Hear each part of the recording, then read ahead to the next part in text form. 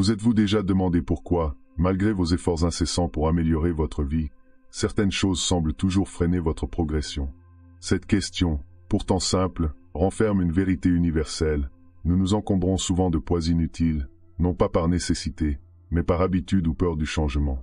Ces fardeaux invisibles façonnent nos pensées, influencent nos décisions, et colorent chaque aspect de notre existence. Pourtant, il est possible de s'en libérer.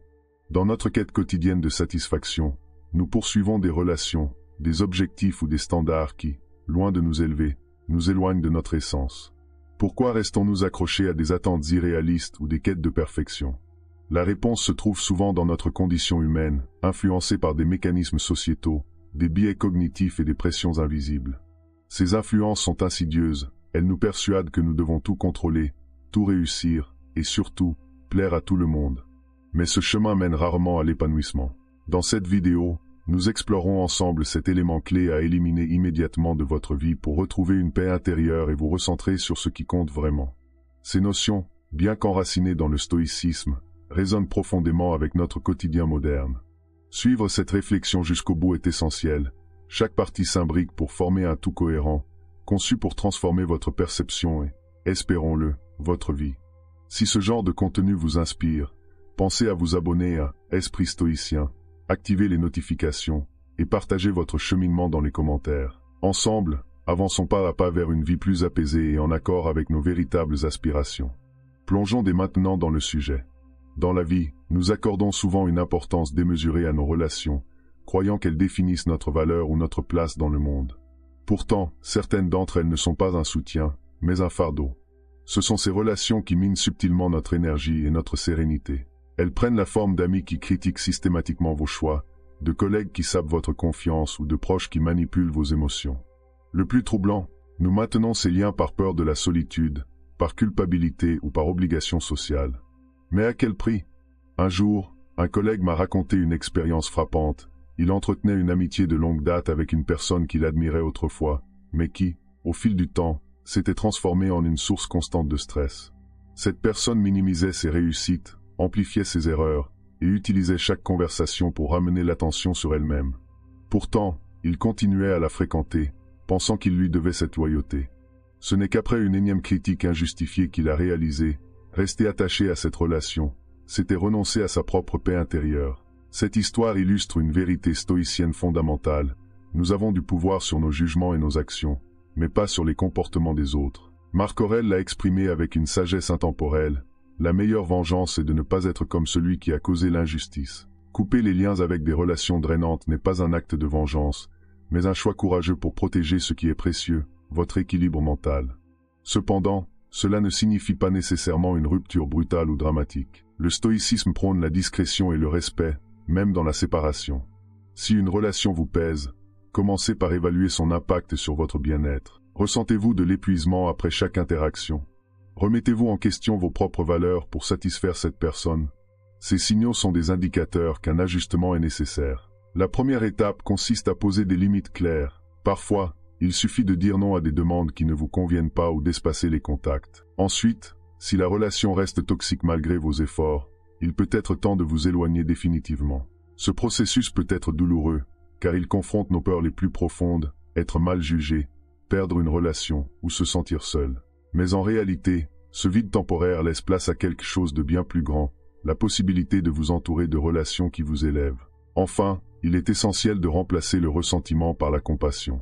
Reconnaître que ces personnes agissent souvent par peur ou insécurité aide à éviter la rancune. Vous pouvez choisir de vous éloigner tout en leur souhaitant le meilleur. Comme le dit Sénèque, ce n'est pas celui qui vous blesse qui vous fait souffrir, mais l'importance que vous accordez à la blessure. En libérant ces relations, vous vous reconnectez à votre propre valeur et à vos besoins fondamentaux. Vous découvrez qu'il est possible de préserver votre paix intérieure sans sacrifier vos principes ou vous renier. Cet acte, loin d'être égoïste, est une véritable déclaration de respect envers vous-même. À chaque début d'année au moment clé de votre vie, vous vous fixez peut-être des objectifs ambitieux, décrocher un poste prestigieux, acheter une maison plus grande, ou atteindre un idéal physique parfait. Si ces buts sont alignés avec vos valeurs profondes, ils peuvent être des moteurs puissants. Mais que se passe-t-il lorsque ces objectifs ne reflètent pas vos véritables aspirations? Ils deviennent des chaînes invisibles, vous enfermant dans une quête sans fin de validation externe ou de satisfaction éphémère. Cette dynamique découle souvent d'une pression sociale omniprésente. La société valorise les résultats visibles, le succès professionnel, les possessions matérielles, ou une image idéale projetée sur les réseaux sociaux. Nous sommes conditionnés à penser que ces réalisations définissent notre valeur. Pourtant, elles sont souvent vides de sens si elles ne trouvent pas écho dans nos besoins profonds. Sénèque, avec sa clarté stoïcienne, avertit, ce n'est pas que nous avons si peu de temps, mais que nous en perdons. Pour comprendre cette idée, imaginez un individu qui consacre des années à poursuivre un poste de direction. Il y parvient enfin, mais se rend compte que les responsabilités le privent de temps pour sa famille et ses passions. Ce qu'il pensait être une victoire se transforme en un fardeau, car il n'a jamais interrogé la raison derrière son ambition. Ce type de malentendu avec soi-même est fréquent lorsque nos objectifs sont dictés par des attentes extérieures plutôt que par une introspection honnête. L'abandon des objectifs superficiels ne signifie pas renoncer à vos rêves, mais les réévaluer à la lumière de ce qui compte vraiment. Commencez par poser cette question essentielle. Pourquoi est-ce que je poursuis cet objectif? Si la réponse est motivée par un désir de validation ou un besoin de correspondre à des normes sociales, il est peut-être temps de le laisser partir. En revanche, si cet objectif nourrit votre esprit, renforce vos valeurs ou améliore votre qualité de vie, il mérite toute votre attention. Pour accomplir cette réévaluation, le stoïcisme propose une méthode simple mais puissante, distinguer ce qui est sous votre contrôle de ce qui ne l'est pas. Par exemple, vous pouvez contrôler l'effort que vous investissez dans un projet, mais pas le regard des autres sur votre réussite. En vous concentrant sur l'essentiel, votre propre engagement et vos valeurs, vous réduisez le stress lié aux attentes externes. Cette pratique demande du courage, car elle va souvent à l'encontre des conventions sociales. Mais elle offre une récompense inestimable, la liberté intérieure. En remplaçant les objectifs superficiels par des buts alignés avec vos convictions, vous créez un chemin de vie plus authentique et satisfaisant.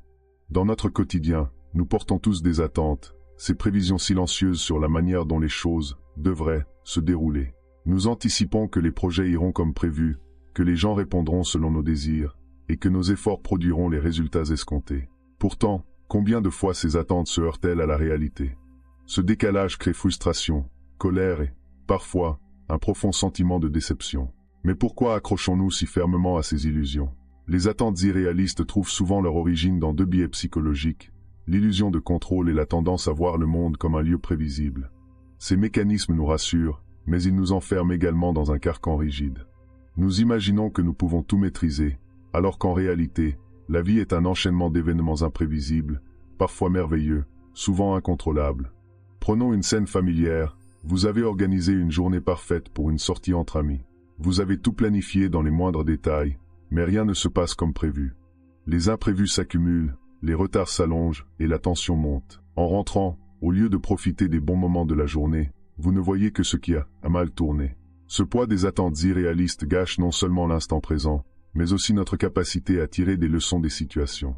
C'est ici que le stoïcisme offre une réponse apaisante. Épictète nous rappelle que ce qui trouble les hommes, ce ne sont pas les choses elles-mêmes, mais les jugements qu'ils portent sur elles.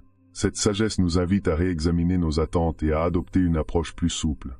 Plutôt que de lutter contre la réalité, pourquoi ne pas l'accepter et travailler avec elle? L'acceptation n'est pas de la résignation. Elle consiste à distinguer ce que vous pouvez changer, vos pensées, vos actions, vos réactions, de ce qui échappe à votre contrôle. Repenser vos attentes commence par une introspection honnête. Demandez-vous, pourquoi est-ce que je ressens cette frustration? Est-ce la situation ou mon propre désir de la voir différemment? Cette démarche vous permet de transformer vos attentes en intentions. Par exemple, au lieu de vous attendre à ce qu'un projet soit parfait, vous pouvez décider de donner le meilleur de vous-même, tout en acceptant que des imprévus puissent survenir. Cette approche allège le poids mental et vous libère pour vivre l'instant présent avec davantage de sérénité. Lâcher prise sur ces attentes irréalistes, c'est aussi se réconcilier avec la nature imparfaite du monde et des autres. Les gens ne réagiront pas toujours comme vous l'espérez, ils ont leurs propres défis et priorités. En remplaçant l'exigence par l'empathie, vous réduisez les tensions relationnelles et apprenez à mieux naviguer dans les interactions humaines. En adoptant cette perspective stoïcienne, vous constaterez que la vie devient moins oppressante et plus fluide. Loin de vous faire perdre vos repères, cet alignement avec la réalité renforce votre capacité à affronter les défis avec une force intérieure renouvelée. À mesure que vous progressez dans cette voie, un sentiment de liberté grandit, celui de pouvoir avancer sans être alourdi par des attentes irréalisables. Chaque jour, nous sommes exposés à un déluge d'opinions, de jugements et d'attentes de la part des autres. Cette pression constante nous pousse à chercher leur approbation, croyant que leur validation confère à notre existence une valeur ou un sens. Mais à quel point cette quête nous éloigne-t-elle de notre véritable identité? Le besoin de validation externe est enraciné dans notre histoire évolutive. Pendant des millénaires, appartenir à un groupe signifiait la survie. Ce réflexe demeure aujourd'hui, bien que notre environnement ait radicalement changé. Les réseaux sociaux amplifient cette dynamique, en transformant la validation en une monnaie sociale, un j'aime, un commentaire ou une approbation explicite. Pourtant, cette quête est illusoire. Elle nous enferme dans une boucle sans fin, où chaque validation reçue alimente un besoin encore plus grand. Imaginez une jeune femme talentueuse, passionnée par l'écriture, qui publie régulièrement ses textes en ligne. Chaque commentaire positif la comble d'une joie passagère, mais chaque critique la plonge dans un abîme de doute. Progressivement, elle modifie son style pour plaire à ses lecteurs, abandonnant ce qui faisait l'authenticité de ses écrits. Ce chemin, bien que pavé de reconnaissance extérieure, l'éloigne d'elle-même. Les stoïciens nous apprennent que la véritable liberté réside dans l'indépendance émotionnelle. Marc Aurèle écrit « Celui qui dépend des éloges des autres met sa paix intérieure entre les mains d'autrui. Pour se libérer de cette emprise, il faut d'abord reconnaître que la validation externe ne définit pas votre valeur. Vous êtes la seule personne capable de décider ce qui est essentiel et significatif dans votre vie. Commencez par vous interroger. Pourquoi est-ce que je cherche cette approbation?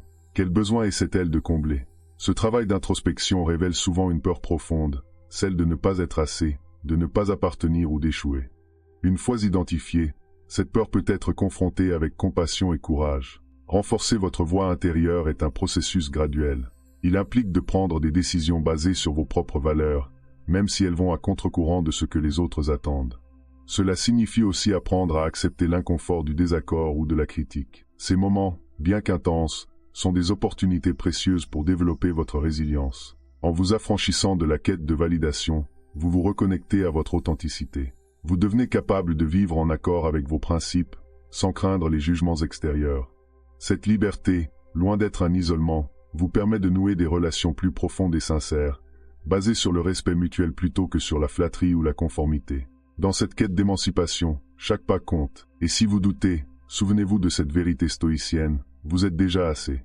La valeur que vous cherchez ne se trouve pas dans les regards des autres, mais dans la force et la dignité que vous portez en vous. Dans notre société, le perfectionnisme est souvent perçu comme une qualité louable. Il est valorisé, encouragé, et parfois même exigé. Mais derrière ce masque flatteur se cache une réalité bien différente. Le perfectionnisme est un tyran silencieux, une pression constante qui paralyse autant qu'elle épuise. Ce besoin d'atteindre des standards irréalistes, que ce soit dans notre travail, nos relations ou nos aspirations personnelles, nous empêche de reconnaître la beauté et la richesse de nos imperfections. Le perfectionnisme repose sur une illusion dangereuse, celle qu'il est possible de tout contrôler. Pourtant, la vie, par nature, est imprévisible et chaotique. Les stoïciens, conscients de cette vérité, nous rappellent que l'essence de l'humanité réside justement dans son imperfection. Sénèque écrivait « Ceux qui veulent tout perfectionner ne font que s'épuiser eux-mêmes ». Ces mots soulignent l'importance d'accepter nos limites, non pas comme un échec, mais comme une opportunité d'apprentissage et de croissance. Pour mieux comprendre l'impact du perfectionnisme, pensez à cet étudiant brillant qui, malgré ses compétences, repousse sans cesse la remise de ses travaux. Pourquoi? Parce qu'il craint qu'il ne soit pas assez bon. Ce retard devient un cercle vicieux, alimenté par l'angoisse et l'autocritique. Au lieu d'avancer, il reste figé, paralysé par sa propre exigence. Cette dynamique, si répandue, illustre comment le perfectionnisme n'est pas une quête de l'excellence, mais une peur déguisée. Le stoïcisme offre une alternative libératrice, remplacer la poursuite de la perfection par une recherche d'excellence réaliste. Cette distinction, subtile mais puissante, repose sur une compréhension clé. L'excellence ne consiste pas à atteindre un idéal immaculé, mais à faire de son mieux avec ce que l'on a, tout en acceptant que le résultat ne sera jamais parfait. Cette approche permet de transformer les erreurs en outils d'apprentissage et les imperfections en éléments constitutifs de notre singularité. Pour y parvenir, la première étape est de pratiquer l'autocompassion. Soyez indulgent avec vous-même lorsque vous commettez une erreur ou que vous n'atteignez pas un objectif. Cette bienveillance intérieure, loin d'être un signe de faiblesse, est une force qui nourrit la résilience et l'envie de progresser. Ensuite, réévaluez vos standards. Sont-ils réalistes? Reflètent-ils vos valeurs ou une pression extérieure? En ajustant vos attentes, vous libérez un espace pour l'épanouissement.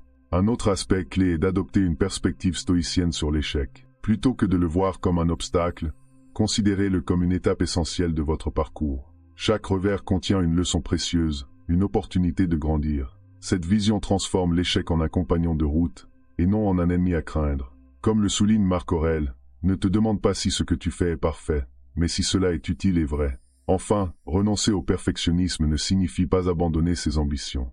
Au contraire, cela permet de les poursuivre avec plus de légèreté et de liberté. Vous découvrez que l'authenticité, la créativité et la satisfaction ne se trouvent pas dans un idéal inaccessible, mais dans le processus lui-même. En acceptant l'imperfection, vous ouvrez la porte à une vie plus riche, où chaque moment, avec ses défauts et ses surprises, devient une occasion de vous épanouir. Nous vivons dans un monde saturé de comparaisons. Les réseaux sociaux, les médias et les interactions quotidiennes nous exposent constamment aux réussites, aux possessions et aux talents des autres. Ce flot ininterrompu alimente un mécanisme insidieux, la comparaison ascendante. Nous nous mesurons à ceux que nous percevons comme supérieurs dans certains domaines, ce qui déclenche souvent un sentiment de manque ou d'infériorité. Mais à quel point cette habitude nuit-elle à notre bien-être? Se comparer, c'est perdre de vue la singularité de son propre chemin. Chaque individu a ses forces, ses faiblesses, ses opportunités et ses défis. Pourtant, nous avons tendance à oublier cette diversité pour nous concentrer sur des critères uniformes de succès ou de bonheur. Ce biais cognitif, ancré dans notre désir d'appartenance, crée une illusion, celle que nous devons nous aligner sur les autres pour être à la hauteur. Mais cette quête est vaine, car elle ignore une vérité essentielle: nous sommes tous uniques. Pour illustrer cette idée, souvenez-vous de cet ami qui semblait tout réussir, une carrière brillante, une famille épanouie, des loisirs passionnants. Vous ressentiez peut-être une pointe de jalousie ou d'admiration mêlée d'un sentiment d'inadéquation. Puis, un jour, cet ami vous confie ses propres luttes, des doutes constants, des sacrifices personnels ou des épreuves invisibles. Ce moment révèle une réalité souvent occultée, les apparences sont trompeuses, et chaque succès visible cache une histoire complexe. Le stoïcisme propose une solution radicale à cette spirale des comparaisons, se recentrer sur son propre parcours. Épictète enseigne que ce qui appartient aux autres ne nous concerne pas. Cette maxime invite à cultiver l'indifférence face aux standards extérieurs et à se concentrer sur ce qui dépend de nous, nos actions, nos choix, et notre capacité à apprécier ce que nous avons.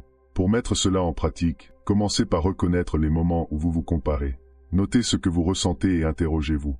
Pourquoi est-ce que je me mesure à cette personne?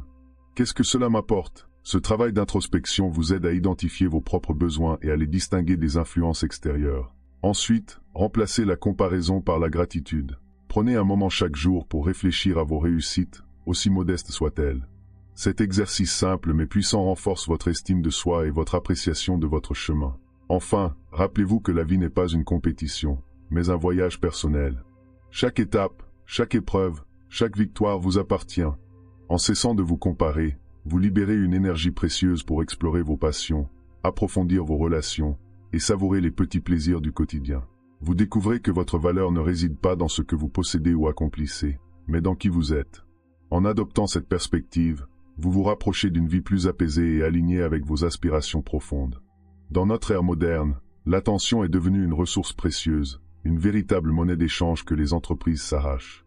Les réseaux sociaux, en particulier, ont perfectionné l'art de capter et de retenir notre concentration à travers des mécanismes psychologiques puissants, gratification instantanée, défilement infini et notification constante. Mais à quel prix? Si ces outils offrent des opportunités de connexion et d'inspiration, leur usage excessif crée souvent une dispersion mentale, une dépendance émotionnelle et une érosion progressive de notre bien-être. L'une des principales problématiques des réseaux sociaux réside dans leur capacité à altérer notre perception de la réalité.